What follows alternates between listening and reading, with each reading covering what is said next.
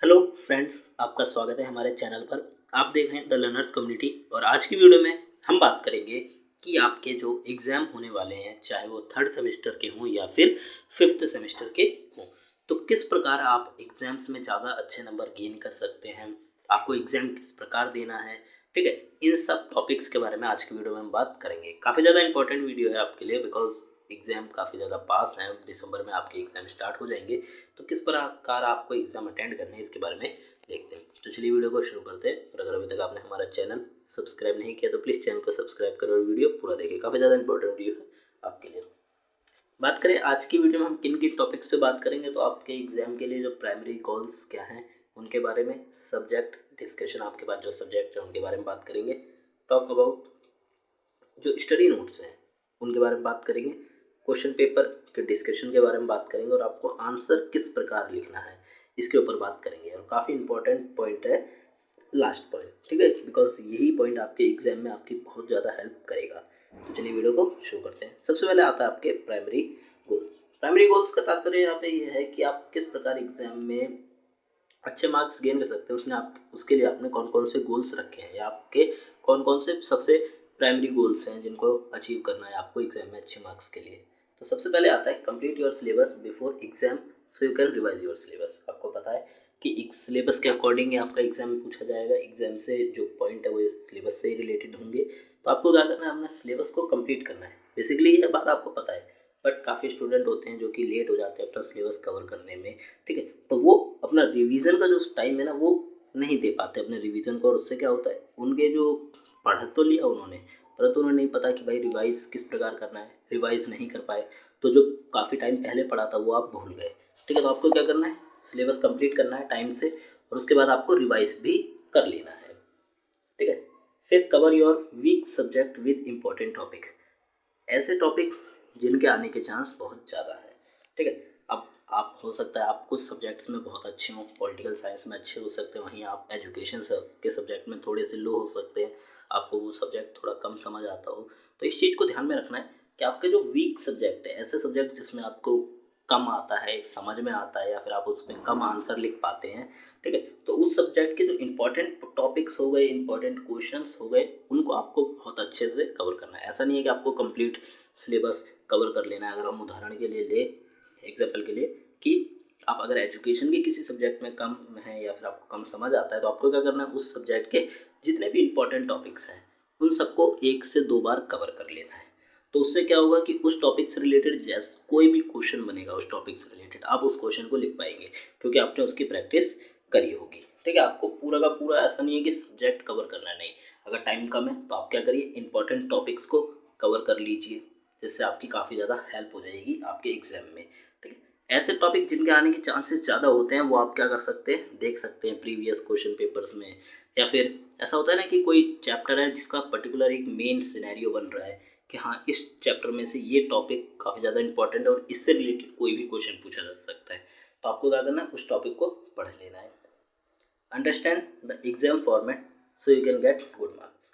अब एग्जाम का फॉर्मेट किस प्रकार का होता है, ठीक है, इस चीज़ को भी आपको समझना होगा। हो सकता है कि किसी टॉपिक या फिर किसी चैप्टर में से 2 क्वेश्चन पूछ लिए जाएं और किसी टॉपिक में से एक भी क्वेश्चन ना पूछा जाए। ठीक है, तो इस चीज़ के जो फॉर्मेट है इस चीज़ को आपको ध्यान में रख के चलना है। हर टॉपिक को 1 से 2 बार कवर करिए। आपके बुक में हो गया उधार, अगर एग्जाम्पल ले लें पॉलिटिकल साइंस में 5 से 6 चैप्टर आपके हैं फिफ्थ सेमेस्टर के सिलेबस में, तो आपको क्या करिए 5 से 6 चैप्टर के जो इंपॉर्टेंट टॉपिक्स हैं उनको कवर कर लीजिए। ठीक है, उसके बाद आप क्वेश्चन पेपर देख सकते हैं। क्वेश्चन पेपर इसलिए इंपॉर्टेंट है यहाँ पे क्योंकि क्वेश्चन पेपर से अंदाज़ा हो जाएगा कि किस टॉपिक में से एक से ज़्यादा क्वेश्चन पूछे जा सकते हैं और किस टॉपिक्स में से नहीं आते हैं। ठीक है, कुछ ऐसे टॉपिक है जिनमें से कभी पूछा ही नहीं गया। आप प्रीवियस 5 साल के भी क्वेश्चन पेपर देखेंगे तो आपको पता चलेगा कि इन टॉपिक्स में से एक भी क्वेश्चन नहीं आया है। ठीक है, तो इस चीज़ को आपको ध्यान में रखना है कि जो फॉर्मेट है उस चीज़ को ध्यान में रखिए कि किस टॉपिक में से कितने क्वेश्चन आ सकते हैं, पूछे जाएंगे भी या नहीं जाएंगे। ठीक है, इसके लिए हमारी जो इंपॉर्टेंट टॉपिक्स की वीडियो है वो जल्दी हमारे चैनल पर आएगी। बात करें reduce stress before exam so you can perform good in exam. काफ़ी स्टूडेंट होते हैं जिनको स्ट्रेस हो जाता है एग्जाम से पहले क्योंकि उनका सिलेबस कंप्लीट नहीं हो पाता, वो रिवीजन नहीं कर पाते। ठीक है, उन्होंने बुक के अकॉर्डिंग जो स्टडी है वो नहीं करी होती है। ठीक है, तो आपको करना है अपना बस सिंपली आपको स्टडी कर लेती है और जो स्ट्रेस है उसको छोड़ दे रहा है। अब देखिए एग्ज़ाम तो होते रहेंगे, अगर आप किसी सब्जेक्ट में रह भी जाते हैं तो आप आगे जाके दे सकते हैं, तो इतनी कोई बहुत बड़ी बात नहीं है। बट ये है कि आप अगर स्ट्रेस फ्री माइंड से एग्ज़ाम देंगे तो आपका जो मार्क्स है वो भी अच्छे आएंगे और शायद जिस सब्जेक्ट में आप रह रहे होंगे उसमें भी आप अच्छा परफॉर्म कर पाएंगे। तो आपको करना है स्ट्रेस को छोड़ देना है, केवल अपना सिलेबस को कंप्लीट करिए, रिवीजन करिए, इंपॉर्टेंट टॉपिक्स को 1 से 2 बार चेकआउट करिए, आपके जो मार्क्स हैं अच्छे आएंगे। Do not run behind all the course, complete your syllabus and practice important topic. काफ़ी इंपॉर्टेंट चीज़ है, ठीक है। कि आपको क्या करना है, अगर आपके पास टाइम कम है तो आप पूरे के पूरे कोर्स को कवर करने के लिए मत बैठिए, पूरी की पूरी बुक को कवर करने के लिए बिल्कुल मत बैठिए, इंपॉर्टेंट टॉपिक को कवर करिए, ठीक है। अपने सिलेबस को एक बार, ज़्यादा से ज़्यादा आपको एक बार अपने सिलेबस में जितने टॉपिक्स हैं उनको एक बार पढ़ लेना है, ठीक है। अगर टाइम बचा है तो इंपॉर्टेंट टॉपिक को रिवाइज करिए और इंपॉर्टेंट टॉपिक्स की प्रैक्टिस करिए आंसर लिखने की, क्योंकि एग्जाम में आपको टाइम नहीं मिलेगा सोचने का, ठीक है। ज़्यादा से ज़्यादा आपको क्या करना, टॉपिक आपने पढ़ा, आपको समझ आ गया इसमें ये पॉइंट लिख सकते हैं हम, 5-6 पॉइंट आपने सोच लिए दिमाग में, उन्हीं पॉइंट को फटाफट आप एग्जाम में एक्सप्लेन कर दीजिए। तो इससे क्या होगा, आपके पास टाइम एग्जाम में बचा भी रहेगा, आप और ज़्यादा पॉइंट सोच पाएंगे अगर आपके पास टाइम है, और ज़्यादा अच्छा लिख पाएंगे, ठीक है। तो पूरे के पूरे कोर्स के पीछे मत भागिए, किसी किसी सब्जेक्ट का जो कोर्स है वो बहुत बड़ा है, उसको कवर करने में काफ़ी लंबा टाइम लग सकता है, तो पूरे कोर्स के पीछे मत भागिए। क्या करिए, कंप्लीट एक बार अपना सिलेबस के जितने टॉपिक्स हैं उनको कंप्लीट कर लीजिए, प्रैक्टिस इंपॉर्टेंट टॉपिक्स, जितने भी इंपॉर्टेंट टॉपिक्स हैं उनकी प्रैक्टिस करिए। Getting more marks than passing marks, ठीक है। कोशिश करिए कि आप पासिंग मार्क्स तक ही कंप्लीट ना कर पाए, ठीक है। ऐसा होता है क्योंकि पासिंग मार्क्स देखिए हर किसी को ही मिल पाते हैं कभी कभार, ठीक है। कई कुछ स्टूडेंट होते हैं जो कि पासिंग मार्क्स भी गेन नहीं कर पाते, बट अगर हम देखें तो काफ़ी स्टूडेंट पासिंग मार्क्स ही गेन कर पाते हैं। तो आपको क्या करना है कि पासिंग मार्क्स से थोड़ा ज़्यादा लाने की कोशिश करना है, क्योंकि डिग्री है कॉलेज की, तो उसमें अगर पासिंग मार्क्स से ज़्यादा होंगे तो आपके भविष्य में भी क्या होगा, आपके जो करियर में है उसमें भी काफ़ी ज़्यादा यूज़फुल रहेगा। तो कोशिश करिए कि पासिंग मार्क्स से ज़्यादा मार्क्स लाने, ऐसा नहीं हो कि आप पासिंग मार्क्स पे लाके अपने उसको छोड़ दें, ठीक है। बात करें सेकंड टॉपिक की, तो वो आता है आपका सब्जेक्ट डिस्कशन। सब्जेक्ट की बात करें आपके, अगर आप CBCS मोड से, ठीक है, CBCS मोड से हैं और आपने 19, 20 और 21 के आसपास लिया है, तो आपके पास 2 डिसिप्लिन कोर्स होंगे, एक स्किल एनहेंसमेंट का होगा और एक GE का होगा, जेनरिक इलेक्टिव का, ठीक है। तो टोटल आपके पास 4 सब्जेक्ट हैं, 2 डिसिप्लिन के हैं, एक स्किल एनहेंसमेंट का होगा और एक आपका जेनरिक इलेक्टिव का होगा। अब बात करें check your complete syllabus, sometimes some units available in syllabus but not in books. काफ़ी इंपॉर्टेंट चीज़ है कि आप अगर SOL की वेबसाइट से बुक्स डाउनलोड करते हैं तो काफ़ी बार ऐसा होता है कि आपने बुक्स डाउनलोड करी, उन बुक्स में कुछ यूनिट्स आपको देखने को ही नहीं मिलेंगी, पर अगर आप सिलेबस को चेकआउट करेंगे तो शायद वो आपको यूनिट वहाँ देखने को मिल जाए। बट अगर आप बुक में आप उन यूनिट को बुक की जो इंडेक्सिंग होती है उसमें देखेंगे तो नहीं मिलेगी, बुक में चैप्टर में भी नहीं दिया होगा। तो ये एक इशू होता है, ठीक है, SOL की बुक्स में। तो आपको इस चीज़ को ध्यान में रखना है कि जो सिलेबस है उसकी कंप्लीट PPT डाउनलोड करिए SOL की साइट से, ठीक है। उस सिलेबस के अकॉर्डिंग आप अपना सिलेबस कंप्लीट करिए। बुक में हो सकता है कुछ यूनिट्स ना भी दिए हों, तो आप क्या करिए, उन यूनिट्स को यूट्यूब के वीडियोस के थ्रू, नोट्स के थ्रू स्टडी करिए, ठीक है। तो इससे आपका कोई इंपॉर्टेंट टॉपिक नहीं छूटेगा एग्जाम में, ठीक है। काफ़ी इंपॉर्टेंट चीज़ है। Cover your subject using previous exam paper for important topics and chapter understanding.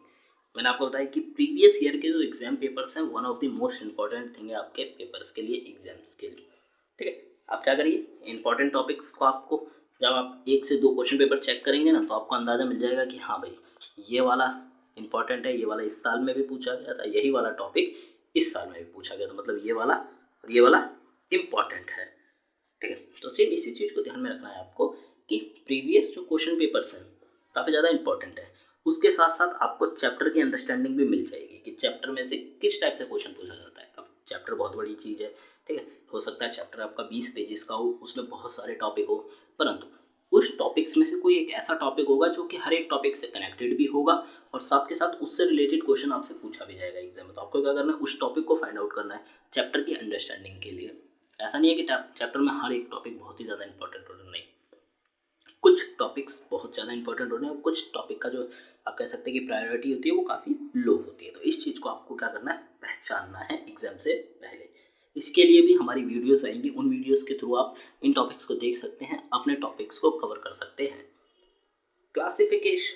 क्लियरेशन of doubt, जितने भी आपके डाउट है ना उनको क्लियर रखिए। कुछ टॉपिक ऐसे होते हैं जिनके बारे में आपको डाउट है, ठीक है, बट आपको समझ नहीं आ रहा इनका आंसर किस प्रकार लिखा जाएगा, इस क्वेश्चन में लिखा क्या जाएगा। इस टाइप के डाउट्स बहुत बच्चों को होते हैं। जब मैं पढ़ा करता था तो मुझे भी हुआ करते थे, ठीक है। तो क्या है कि आपके जो डाउट है ना उनको क्लियर रखिए। Make sure you clear your all doubt about subject exam before exam, ठीक है। आपके जो सब्जेक्ट के बारे में डाउट है वो आप क्लियर रखिए, मतलब कि ये यूनिट आएगा नहीं आएगा, ये यूनिट हमारे सिलेबस में है परंतु हमारी बुक में नहीं दिया गया है, ठीक है, हमारी बुक में चैप्टर अलग है, सिलेबस में नहीं दिया गया। तो इस चीज़ के जो आपके डाउट्स हैं इनको क्लियर रखिए। साथ में एग्ज़ाम में आप कह सकते हैं कि आपका कोई और भी डाउट हो गया रिलेटेड, तो वो जितने भी डाउट हैं आप एग्जाम से पहले क्लियर रखिए। तो इससे एक चीज़ ये होगा कि आपका जो माइंड है वो स्ट्रेस फ्री रहेगा, ठीक है।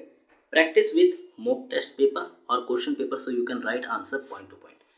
Answer point to point write का मतलब है कि आपको आंसर में ना बहुत सारी चीज़ें नहीं लिखनी है। ऐसा नहीं है कि आपने बस पैराग्राफ के पैराग्राफ बड़े बड़े लिख दिए, नहीं। आंसर तभी एक इफेक्टिव आंसर बनता है जब आपने आंसर में पॉइंट टू पॉइंट चीज़ें लिखी हो, आंसर की एक्सप्लेनेशन और उसका जो आप कैसे हैं कि उसको जो प्रेजेंटेशन है वो आपने सही प्रकार से दिया है, ठीक है। तो इसको भी किस प्रकार करना है इसके लिए भी हमारी चैनल पर वीडियो जल्द ही आएगी, तो आप उसका वेट करिए। इस वीडियो के बाद जल्द से जल्द हम वो सारी वीडियोस हर एक सब्जेक्ट के लिए अपलोड करना चालू कर देंगे, तो आपकी जो हेल्प है वो काफ़ी ज़्यादा हो जाएगी।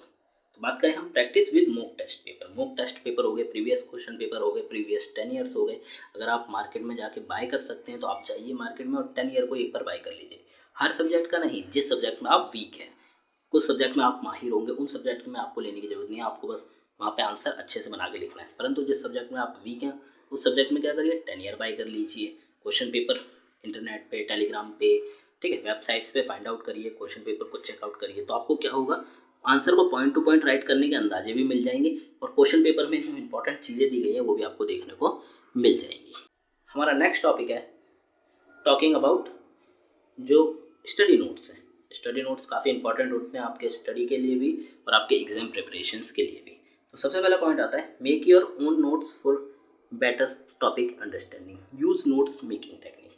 अब देखिए आपको क्या करना है, आप टॉप यूट्यूब पे वीडियोस देखते हैं, बुक्स, अगर आपको यूट्यूब पे वीडियोस देखना पसंद है तो भी अच्छी बात है, अगर आप बुक्स के थ्रू पढ़ के पसंद करते हैं तो भी अच्छी बात है। तो एक चीज़ करिए कि आप अपने नोट्स बनाइए, और नोट्स ऐसे नहीं कि बहुत बड़े बड़े लिख लिए, पॉइंट बड़े बड़े लिख लिए, पैराग्राफ छाप दिए, नहीं। यूज़ टॉप नोट्स मेकिंग जो टेक्निक आपने अगर आप पढ़ी हो 12th क्लास में कि नोट्स किस प्रकार बनाए जाते हैं, ठीक है। टॉपिक लिखा, उसके सब टॉपिक्स हो गए, ठीक है, छोटे छोटे वर्ड्स में एक्सप्लेन कर दिया, किसी टॉप वर्ड को थोड़ा सा ज़्यादा एक्सप्लेन कर दिया। तो इस प्रकार से आप नोट्स बनाइए। इससे एक ये रहेगा कि आपने टॉपिक अगर अपने आप पढ़ा है या फिर यूट्यूब वीडियो में देखा है तो उससे आपको एक हेल्प मिल जाएगी कि आप अपनी भी अंडरस्टैंडिंग या अपनी जो सोच है उस टॉपिक के बारे में बना पाएंगे। तो आपको क्या करना है, अपने नोट्स बनाने, अगर आपके पास टाइम नहीं है तो आप पेड नोट्स की तरफ जा सकते हैं, अदरवाइज आपके पास टाइम है तो आप क्या करिए, अपने नोट्स बनाइए। One of the most important चीज़ है स्टूडेंट के लिए कि स्टूडेंट जब अपने नोट्स बनाता है तो वो उस पर्टिकुलर टॉपिक को बहुत अच्छे से कवर कर पाता है। Gate notes PPT which complete all topics and units on your syllabus. क्या करिए, अगर आपको नोट्स बाय करने हैं आप पेड नोट्स की तरफ जा सकते हैं, खरीद सकते हैं। और मैं आपको एक सलाह और दूंगा कि आप जिस सब्जेक्ट में कमज़ोर हों केवल उसी सब्जेक्ट के नोट्स बाय करिए। कंप्लीट कोर्स का नोट्स बाय मत करिए, मतलब 4 सब्जेक्ट है तो चारों के बाय मत करिए। इससे क्या होगा कि एक चीज़ हो जाएगी, आप जिस सब्जेक्ट में अच्छे हैं उसके भी नोट्स आपने बाय करे तो आपको पता है कि किस प्रकार आंसर लिखना है, किस प्रकार के टॉपिक्स हैं।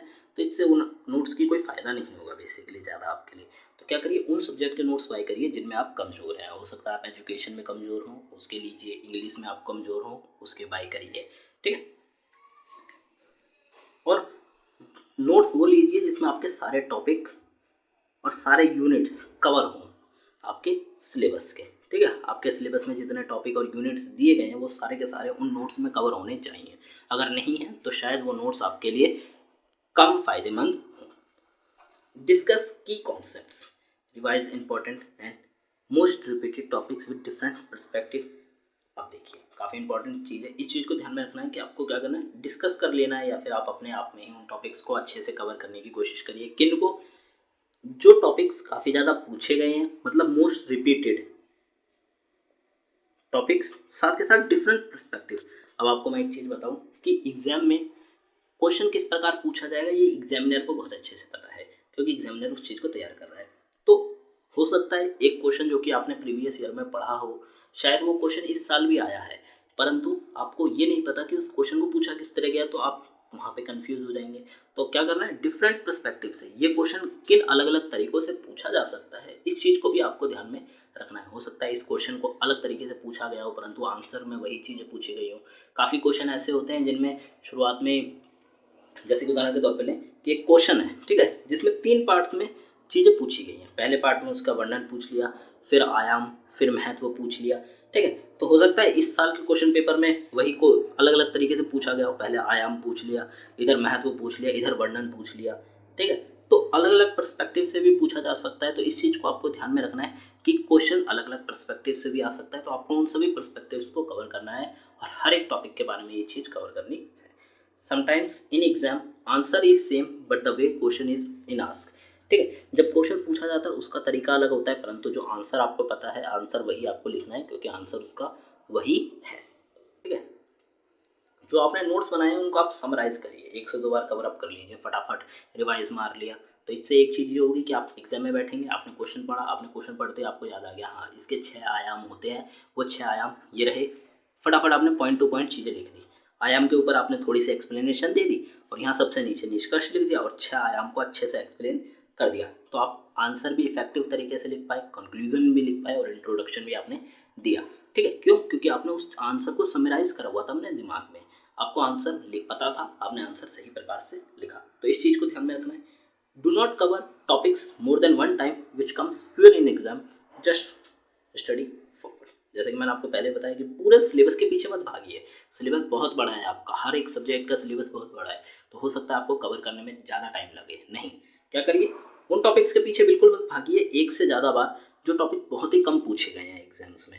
हो सकता है एजुकेशन का कोई एक टॉपिक एग्जाम में कई साल पहले आया हो, 3-4 साल पहले आया हो सकता है वो इस साल आए, ठीक है, चांसेस उसके हैं, पर इतने भी हाई चांसेस नहीं है जितने बाकी टॉपिक्स के हैं जो कि ऑलरेडी कई बार पूछे गए हैं, हर साल पूछे जाते हैं, ठीक है, और जिनका आंसर लिखने का तरीका अलग अलग तरीकों से लिखा जा सकता है आंसर, परंतु क्वेश्चन आ सकता है, ठीक है। तो इस चीज़ को आपको क्या रखना है, ध्यान में रखना है कि उस टॉपिक के पीछे एक से ज़्यादा मत भागिए जो कि कम बार पूछा गया है, और जो अपने आगे की स्टडी है उसको चालू रखिए। क्वेश्चन पेपर डिस्कशन की बात करें हम लोग, ये भी एक क्वेश्चन पेपर, जैसे कि मैंने आपको बताया, मोस्ट इंपॉर्टेंट चीज़ है अगर आप एग्जाम में प्रिपरेशन कर रहे हैं अच्छे प्रकार से नंबरों के लिए, तो understanding the format, understand exam format and mark for each question. आपको पता होना चाहिए कि कितने क्वेश्चन आएंगे, कितने मार्क्स के क्वेश्चन आएंगे, ठीक है। हो सकता है किस टॉपिक में से कितने क्वेश्चन का, कितने मार्क्स का क्वेश्चन पूछा जा सकता है। हो सकता है पहले चैप्टर में से आपसे 8 नंबर का या 10 नंबर का क्वेश्चन पूछ लिया जाए, दूसरे में से कोई क्वेश्चन ना आए। तो इस चीज़ को आपको क्या ध्यान में रखना है कि क्वेश्चन जो फॉर्मेट है वो किस प्रकार का है और क्वेश्चन कितने कितने नंबरों से पूछे जा सकते हैं। उसके हिसाब से आप अंदाज़ा लगा पाएंगे कि आपको एग्जाम में कितने पॉइंट्स बनाने हैं, कितना अच्छे प्रकार से लिखना है। ये एक इंपॉर्टेंट चीज़ है। हो सकता है आपका आंसर हो 10 नंबर का और आपने 3-4 पॉइंट में आंसर अपना ख़त्म कर दिया, तो आपको नंबर तो उसमें भी मिलेंगे। हो सकता है 10 में से आपको 5 नंबर मिल जाए, 4 नंबर मिल जाए, 6 भी मिल जाए। तो इस चीज़ को ध्यान में रखना है कि जितने नंबर का क्वेश्चन उतने नंबर के हिसाब से उसका आंसर, ठीक है। वेटेज ऑफ टॉपिक्स, आपको ये पता होना चाहिए कि प्रत्येक टॉपिक का वेटेज कितना है। कुछ टॉपिक का वेटेज काफ़ी हाई होता है, मतलब इसमें से पूछे जा सकते हैं 15 नंबर का क्वेश्चन। कुछ टॉपिक का वेटेज कम हो सकता है, उसमें पूछा जाता है 8 नंबर का क्वेश्चन। तो इस चीज़ को भी याद रखना कि cover high weightage topic so you can score well and good in exams, ठीक है। जितने भी हाई वेटेज के क्वेश्चंस हैं ना या टॉपिक्स हैं उनको आपको अच्छे प्रकार से कवर करना है। और इन सब चीज़ों के लिए जो इंपॉर्टेंट वीडियोस हैं वो जल्दी आएंगी, तो आप इसके लिए हमारे चैनल को सब्सक्राइब करिए। डिस्क्रिप्शन बॉक्स में लिंक दिया गया है, आप हमारी वेबसाइट पे जा सकते हैं, वहाँ से फ्री नोट्स भी पढ़ सकते हैं। साथ के साथ आप हमारा ऐप डाउनलोड करिए, ठीक है। App one of the important चीज़ है करंट में, ठीक है। हमने अपना ऐप लॉन्च किया है जिसके थ्रू आप स्टडी कर सकते हैं, नोट्स भी फ्री ऑफ कॉस्ट अवेलेबल है, नोटिफिकेशंस भी आपको आएंगे, ठीक है। हर चीज़ ऐप के थ्रू आपको मिलेगी। तो आप क्या करिए, ऐप को जाकर डाउनलोड करिए, लिंक डिस्क्रिप्शन बॉक्स में। Right answer of previous question paper for practice, it's most important for exam. अगर आपके पास टाइम बचा है, आपने अपनी रिविजन कर ली है, सिलेबस कंप्लीट कर लिया है, रिवीजन कर लिया है, ठीक है, आपने समराइज भी कर लिया है, तो आप क्या करिए, अगर आपको पढ़ने का और ज़्यादा मन है, अच्छे मार्क्स गेन करने, तो क्या करिए, प्रीवियस जो पेपर्स हैं आप पेपर्स को ढूंढिए। आपको क्वेश्चन पेपर हमारे एप्लीकेशन पे भी मिल जाएंगे। हमने एप्लीकेशन पे कई सब्जेक्ट्स के और कई सेमेस्टर्स के क्वेश्चन पेपर अपलोड कर दिए हैं। 1 साल का पिछले ईयर का आपको मिल जाएगा। हम ज़्यादा से ज़्यादा अपलोड करने की कोशिश कर रहे हैं, तो अगर आपके पास भी हो तो आप प्लीज़ हमारे मेल पर वो क्वेश्चन पेपर हमें सेंड करिए विद जो ईयर है उसके हिसाब से, ठीक है, लिख के। बात करें हम टॉपिक की, तो right answer of previous question paper का आप आंसर लिखेंगे तो आपको अंदाजा हो जाएगा कि हाँ भाई क्वेश्चन ये आ सकता है, इसका आंसर 6 पॉइंट से 8 पॉइंट में मेरे को इस प्रकार ख़त्म कर देना है जिससे मेरे मार्क्स जो हैं वो हाई रहेंगे, ठीक है। तो मोस्ट इम्पॉर्टेंट चीज़ है कुछ और इसमें सेम वही चीज़ें जो आपको पता है, परंतु आप एग्जाम से पहले उन चीज़ों को ना गौर नहीं करते हैं। आंसर राइटिंग टिप्स, पहला पॉइंट आता है राइट आंसर इन पॉइंट्स, ठीक है। आपको पता है कि एग्जाम में अगर आप बड़े बड़े पैराग्राफ लिखेंगे, 6-6, 8-8 पैराग्राफ, 4-4 पन्ने भर देंगे, तो भी आपको मार्क्स कम से कम ही मिलेंगे। बिकॉज उसका एक मेन रीज़न ये है कि एग्जामिनर पूरा पैराग्राफ थोड़ी पढ़ता है। आपको क्या लगता है कि इतनी सारी शीट्स होती हैं, ठीक है, आपको भी पता है कि इतने सारे स्टूडेंट एग्जाम दे रहे हैं, तो एग्जामिनर के हर किसी का एक एक लाइन पढ़ेगा नहीं, ठीक है। आपका अगर 8 नंबर का क्वेश्चन है तो आप कम से कम 6 पॉइंट्स तो बनाइए उसमें, 6 इंपॉर्टेंट पॉइंट, इंट्रोडक्शन और कंक्लूजन। ये 3 चीज़ें अगर आपने अच्छे से दी हैं तो आपके जो मार्क्स हैं 8 में से हो सकता है 7 भी आ जाए, 6 भी आ जाए, ठीक है। तो इस चीज़ को आपको क्या रखना है, ध्यान में रखना है कि आंसर को पॉइंट टू पॉइंट लिखना है। और पॉइंट आपने जैसे पॉइंट लिखा, सॉरी आपका ये आंसर है, ठीक है, 6 पॉइंट बनाए, तो पॉइंट आप 2 पेन का यूज़ कर सकते हैं, अदरवाइज 1 पेन आपके लिए अच्छा है। तो आपने ब्लू पेन से पॉइंट लिखा, उसको अंडरलाइन करना मत भूलिए, अंडरलाइन जरूर करिए। अंडरलाइन करने से क्या होगा, एग्जामिनर आपके पॉइंट को पढ़ के ही समझ जाएगा कि आगे वाली लाइन में क्या लिखा है, और उसको पूरा पढ़ने की ज़रूरत नहीं है, ठीक है। और उसको पता है कि अगर ये सही पॉइंट है तो आंसर आपका सही और आपको मार्क्स पूरे के पूरे मिलेंगे, ठीक है। तो क्या करना है, बड़े बड़े पैराग्राफ नहीं लिखने, 5 से 6 पॉइंट बनाने हैं कम से कम, वो भी आपके नंबरों के अकॉर्डिंग। और पॉइंट क्या करेगा, ईजी कर देगा आंसर को। Outline your answer, right, outline मैंने आपको बताया, आपने पॉइंट लिखा उसको अंडरलाइन किया, दूसरा पॉइंट लिखा उसको अंडरलाइन किया। ब्लू पेन से यूज़ कर रहे हैं, ब्लू पेन से अंडरलाइन करते हुए जाइए आप, ठीक है। और हर एक पॉइंट को, अगर आपका बड़ा मतलब हाई मार्क्स का क्वेश्चन है तो आप क्या करिए, 4 से 5 लाइन में उसको कवर कर दीजिए। कम मार्क्स का है तो 3 से 4 लाइन में कवर कर दीजिए, 3 लाइन में कवर कर दीजिए, अपने पेज के अकॉर्डिंग, अपने कंटेंट के अकॉर्डिंग, ठीक है।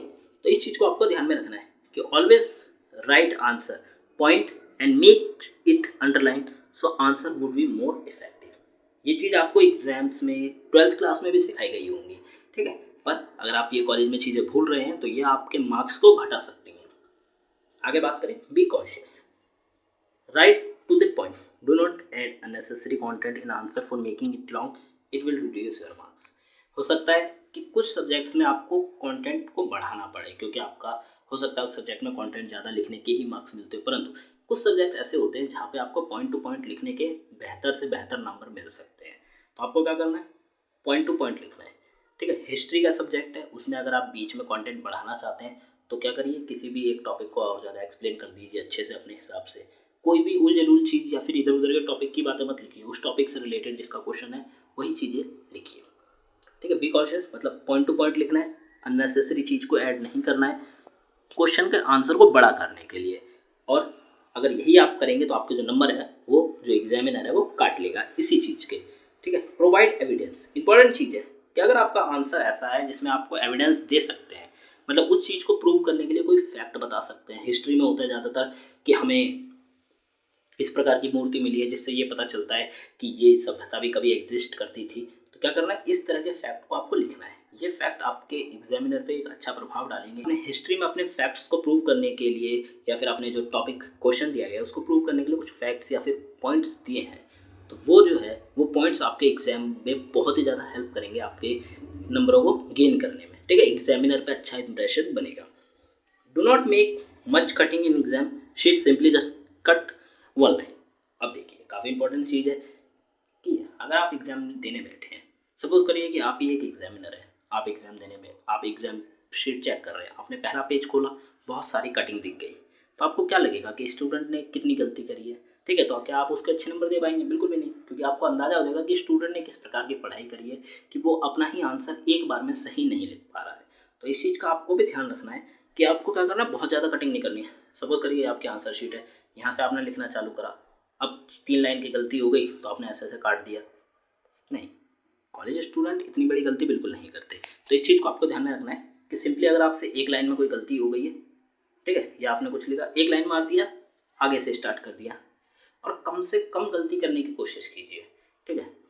इसीलिए बी कॉन्शियस रहिए कि आपको पता हो कि आपको आंसर में पॉइंट टू पॉइंट क्या लिखना है, सही पॉइंट क्या लिखना है। कोई भी गलत चीज़ ना लिखिए जिसको आपको बाद में जाके काटना पड़े, ठीक है, जिससे आपके मार्क्स रिड्यूस हों। Do not make much cutting in answer sheet, simply just one cut. जैसे ये वर्ड है मोस्ट, इसको हमने एक कट मार दिया, आगे लिखना चालू कर दिया, तो इससे क्या होगा, एग्जामिनर को लगेगा हाँ ठीक है कोई गलती थी पर सिंपली कट मारा चला गया। आप अगर से को बहुत ज़्यादा काटने की कोशिश करेंगे तो आपके जो मार्क्स हैं वो कम होते चले जाएंगे, ठीक है। तो ये थी आपके एग्जाम के बारे में चर्चा। इस वीडियो में हमने एग्जाम से रिलेटेड जितने भी टॉपिक्स थे, आपको एग्जाम में किस प्रकार अच्छे मार्क्स गेन करने हैं, इन सब के बारे में हमने बात करी, ठीक है। अगर आपको कुछ टॉपिक समझ नहीं आया तो आप हमें कमेंट बॉक्स में कमेंट करके पूछ सकते हैं, हम वहाँ पे आपकी हेल्प जरूर करेंगे। अगर आपको कोई और हेल्प चाहिए, कमेंट बॉक्स आपके लिए ओपन है, कुछ भी क्वेश्चन पूछिए, आपको उसका आंसर जल्द से जल्द मिलेगा। साथ के साथ जो सब्जेक्ट्स के इंपॉर्टेंट टॉपिक्स हैं, क्वेश्चंस हैं, उनके आंसर किस प्रकार लिखने हैं, इनसे रिलेटेड वीडियोस भी जल्दी आएंगे हमारे चैनल पर, तो आप उस चीज़ को भी देखते रहिए। साथ के साथ अगर आप हमारे साथ जुड़ना चाहते हैं तो लिंक आपको डिस्क्रिप्शन बॉक्स में मिल जाएगी। ये हमारा एप्लीकेशन है, सिंपली जाइए प्ले स्टोर पे, टाइप करिए द लर्नर्स कम्युनिटी, ठीक है, और ऐप को डाउनलोड करिए। इस ऐप में आपको क्वेश्चन पेपर मिलेंगे, ठीक है, नोट्स मिलेंगे, साथ के साथ एसओएल से रिलेटेड कैलेंडर हो गया, ठीक है, लिंक्स हो गए, आपके रिजल्ट के लिंक हो गए, एडमिशन लिंक हो गए, सब चीज़ यहाँ पे दी जाएगी। 100+ स्टूडेंट अभी हमारे ऐप को यूज़ कर रहे हैं, ठीक है, और हमारा ऐप थोड़ा थोड़ा ग्रो हो रहा है। इसका सारा का सारा श्रेय जाता है आप सारे स्टूडेंट्स को, आप सारे हमारे जो सब्सक्राइबर हैं उन सबको। तो आपका बहुत बहुत शुक्रिया कि हमारे ऐप को जल्द से जल्द 100+ बनाने के लिए, ठीक है। और एक चीज़ और करिए कि हमारे ऐप को रिव्यू भी दीजिए, आपको हमारा ऐप कैसे लगा, आपको ऐप में कोई आप कह सकते हैं कि चेंजेस चाहिए, आपको ये चीज़ अच्छी लगी तो आप हमें रिव्यू में बताइए, हम अपने ऐप को और ज़्यादा बेहतर बनाएंगे। साथ के साथ टेलीग्राम के साथ जुड़ सकते हैं, इंस्टाग्राम का लिंक डिस्क्रिप्शन बॉक्स में। यूट्यूब को सब्सक्राइब करना बिल्कुल ना भूलिए, वीडियोस इंपॉर्टेंट वीडियोस सारी की सारी वीडियोस हमारे चैनल पर अपलोड की जाएंगी आपके लिए। ब्लॉगर का लिंक आपको डिस्क्रिप्शन बॉक्स में दिया गया है। और अगर आप पेड नोट्स प्रेफर करते हैं पढ़ना तो आप जाके हमारी नोट्स की साइट, जिसका लिंक डिस्क्रिप्शन बॉक्स में दिया गया है, देख सकते हैं, डाउनलोड कर सकते हैं। आपको फ्री में भी पीडीएफ मिलेंगी और जो पेड पीडीएफ है वो भी आपको हमारे एप्लीकेशन पे देखने को मिल जाएंगी। तो मिलते हैं अगले वीडियो में। Thanks for visiting on my channel.